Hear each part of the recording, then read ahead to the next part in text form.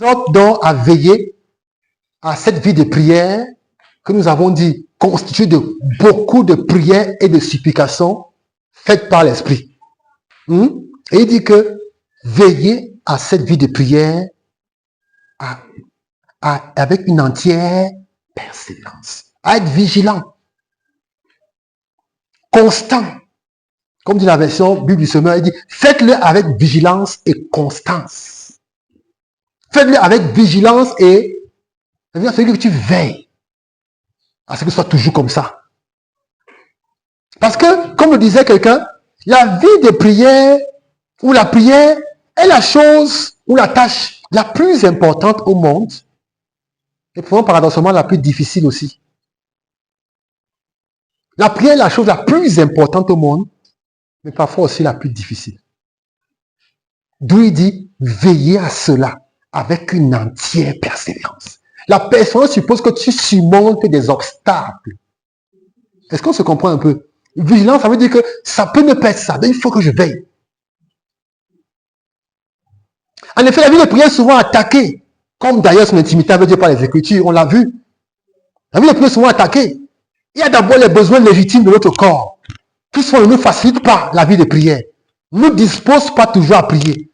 Surtout si on est excessif par rapport dans la satisfaction de ses besoins, si on aime bien être satisfait. Quand il n'y a pas de besoins légitimes, je peux le manger, le boire, le dormir. Essentiellement, manger, boire, dormir. Quand Paul parle de traiter très durement son corps dans 1 Corinthiens 9, je crois qu'il fait d'abord de faire ces trois choses. Manger, boire, dormir. Donc si on est quelqu'un qui aime bien manger, qui aime dormir, ben, tu ne peux pas veiller avec une entière persévérance. Veiller avec une entière persévérance, ça veut dire que tu vas devoir combattre le sommeil dans ta vie.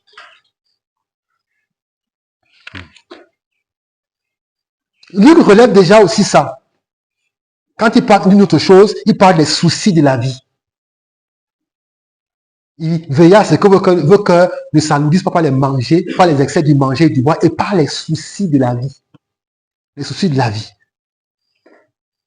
Ces soucis de la vie ont la capacité souvent de nous distraire, de voler nos forces, de saper nos émotions.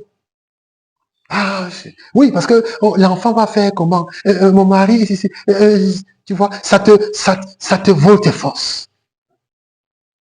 Ça sape tes émotions. On se décourage, on s'inquiète, on angoisse face à certains défis de la vie. Au lieu de prier, on va s'inquiéter, se soucier, réfléchir, se plaindre. Nous devons veiller à ne pas être détournés de la prière par les soucis de la vie. Mais plutôt répondre à ces soucis par la prière ardente, de foi, dans le jeûne.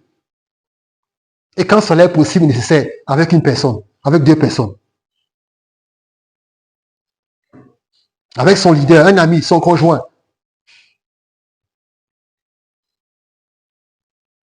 Au lieu de rester sur tes soucis, attaque les soucis.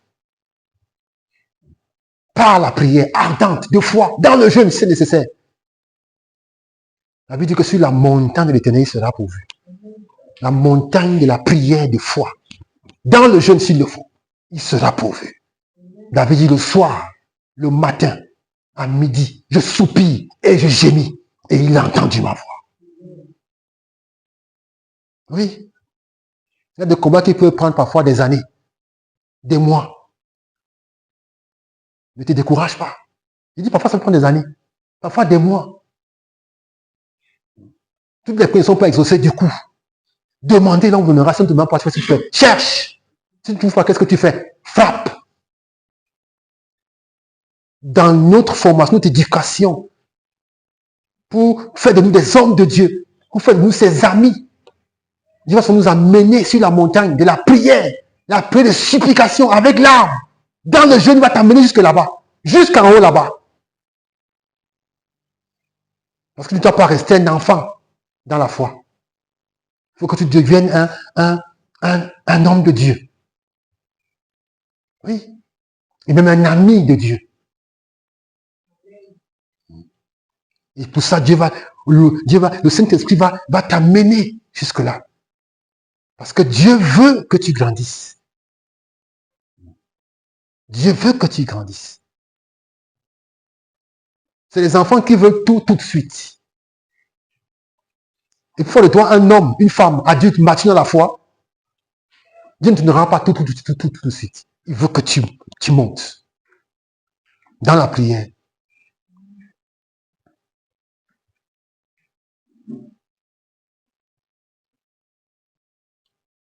On peut citer comme obstacle à la prière, en rapport avec les soucis de la vie, la maladie, l'âge, la vieillesse.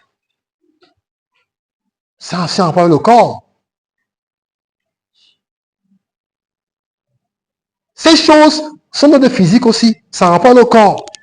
Ne doivent pas nous empêcher de prier. Quand on sait les gérer de la bonne façon, avec une bonne attitude. Quand la prière est d'abord un exercice spirituel. On le vit d'abord dans son esprit, avec son esprit. Et les limitations physiques n'empêchent pas de prier. Tu peux être malade, mais tu pries.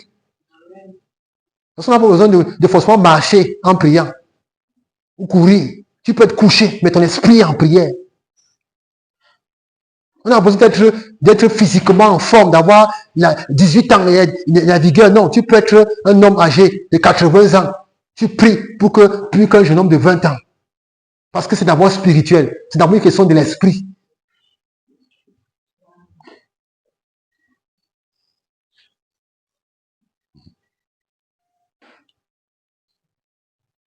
Nous devons aussi veiller sur sa vie de prière parce que la chair en nous ne va pas à la facilité. J'ai parlé d'abord du corps. Il y a aussi la chair, ne va pas à la facilité. Comme Paul l'écrit dans Romains 8, connaissez. Tu peux me rappeler Romains 8. Romains 8. Verset 7. Car les tendances de la chair sont ennemies de Dieu. Parce que la chair ne se soumet pas à la loi de... Elle en est même incapable. Elle ne le peut pas. Parfois tu dis, je n'arrive pas à faire. Ce n'est pas toi. C'est la chair qui te le dit. C'est impossible que je fasse. Ce n'est pas toi. C'est la chair qui veut te convaincre de ça. Parce que la chair ne se soumet pas à la loi de Dieu. Quand c'est spirituel, la chair ne veut pas.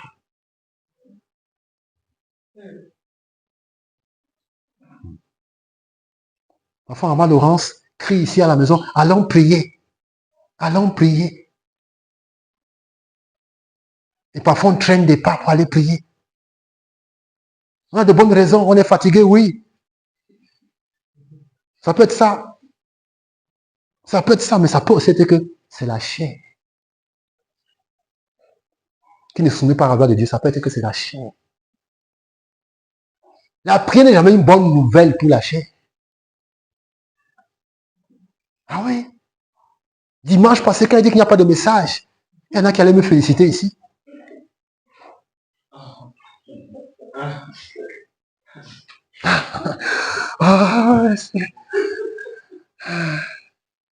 La chair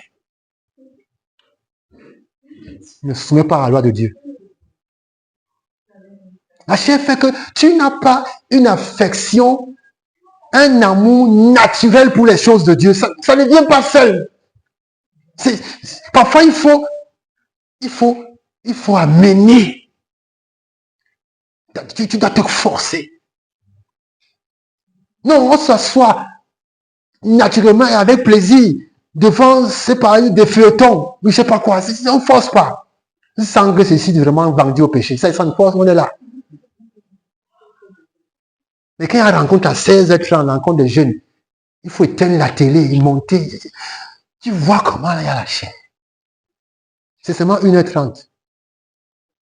1h30. Il faut les 1h30 là. Les 1h30 là.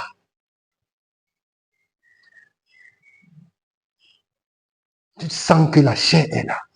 C'est la vérité. Hein. C'est quand tu deviens chrétien que tu réalises que quelque chose lutte en toi contre la loi de Dieu. Tu vois ça, tu sens que c'est vrai. Quand tu es mondain, tu ne vois pas ça, puisque tu vis selon ta nature adamique.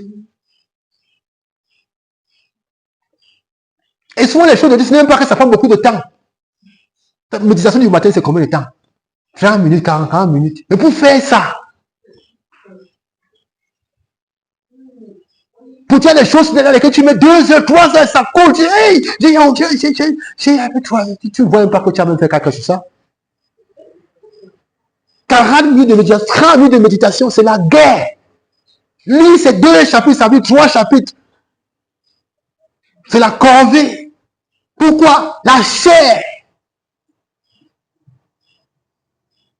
Les désirs contraires à ceux de l'esprit, ils sont opposés.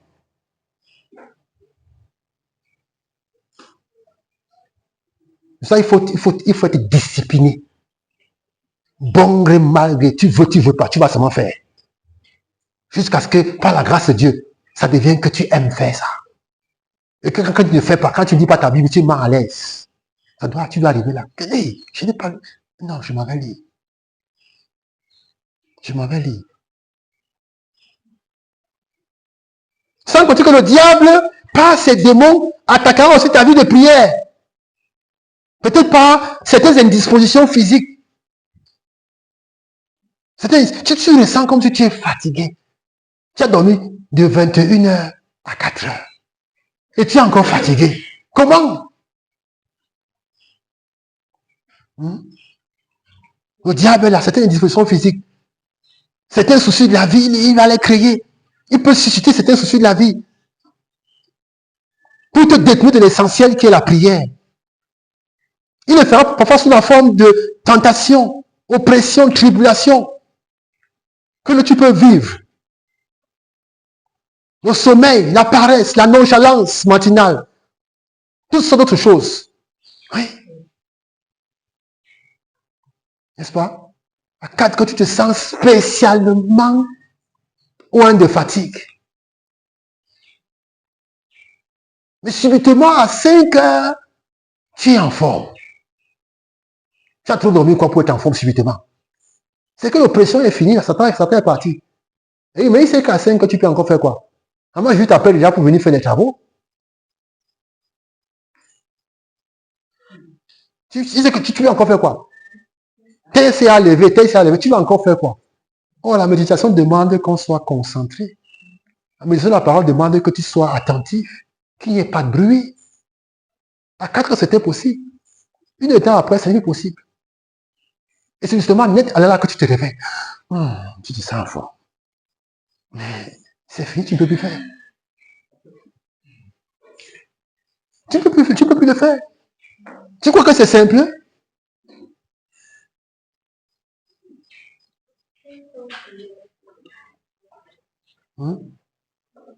C'est face à tout ça. C'est à cause de tout cela que l'apôtre exhorte. Il dit, veillez à cela avec une entière persévérance. Être vigilant. Rester éveillé. Pour prendre conscience que ce qui se passe là n'est pas simple. Gardez les yeux ouverts sur les manœuvres et les ruses du diable.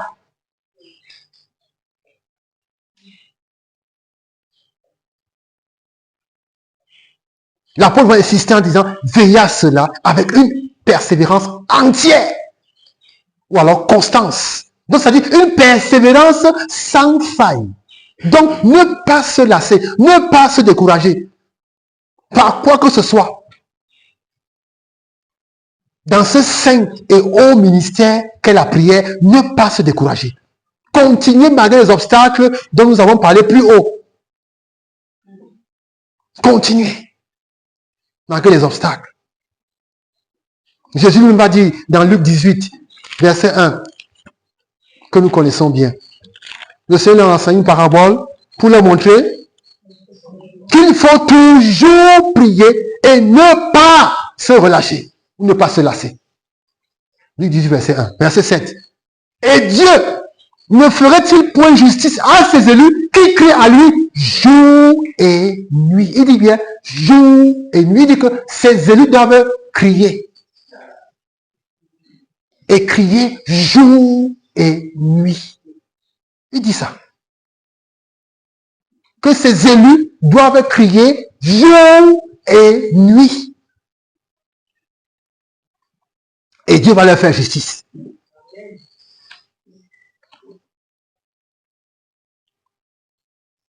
La prière dont Paul parle dans le combat spirituel ici, Éphésiens 6:18, c'est ça. C'est pas la vie de prière que tu vis là.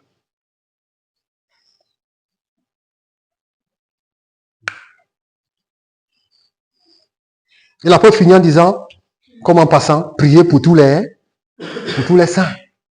N'est-ce pas? Priez pour tous les saints, pas seulement les frères que tu aimes.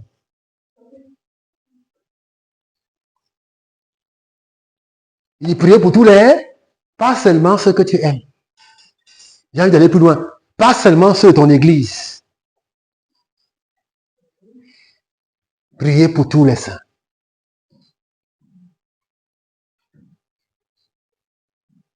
Celui qui m'aime, prie pour moi. L'une des démonstrations ou l'une des manifestations de l'amour dans le cadre de la communion fraternelle, c'est de prier pour tes frères. Tu constates une chose dans la vie de ton frère, tu pries pour elle. Ah, je vois que Lorena a ceci, je prie pour elle. Pas que je vais voir tel petit. Tu as constaté que tu ne vois pas que calomnie, médisance. Ça, c'est le péché. Et le mot médisance vient d'un terme qui renvoie à Satan, le grand diviseur. On ne parle pas des défauts et des faiblesses des frères, entre frères. On prie par rapport à ça. On prie par rapport à cela.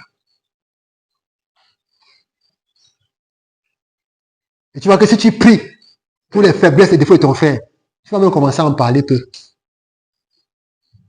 Tu ne seras pas de ceux qui vont s'asseoir pour parler de frère qui a, tu as vu qu'il a fait, tu ne seras pas parce que tu pries pour ça. Et tu as la foi que Dieu va le changer. Tu ne peux pas t'asseoir, tu ne peux pas t'asseoir parmi les médiseurs, les calomniateurs ou les congosseurs. Tu ne peux pas. Parce que tu peux être en train de prier devant Dieu pour le problème et c'est toi qui t'assois pour commencer à faire le japap sur ça. Elle peut me changer un jour, elle peut changer. Hein? Elle peut.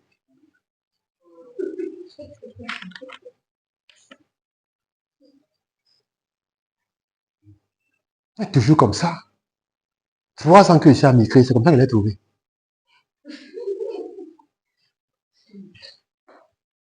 C'est le péché. La calomnie, la médisance, c'est le péché.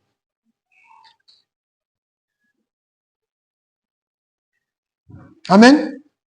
C'est ce que Paul a dit dans ce verset 6. Dans ce verset 18 d'Éphésiens 6. Amen, amen. Amen.